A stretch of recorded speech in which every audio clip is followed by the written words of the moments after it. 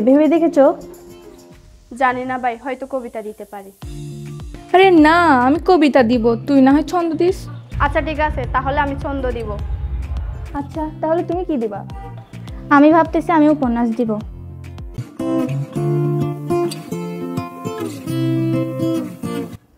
এই দুইটা থেকে কোনটা নেওয়া যায়? এইটা দিলে ভালো হয়।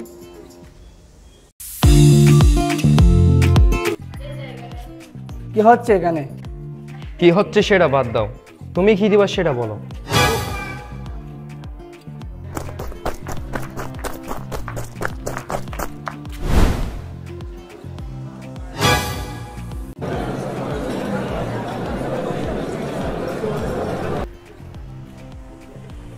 ভাই এবার বলেন এখানে কি হচ্ছে?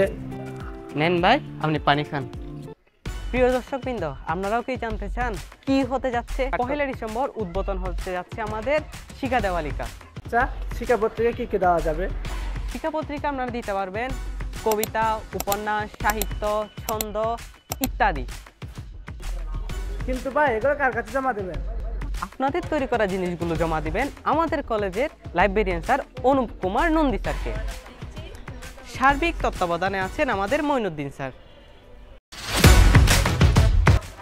জ্ঞানের আলো চারপাশে, শিক্ষা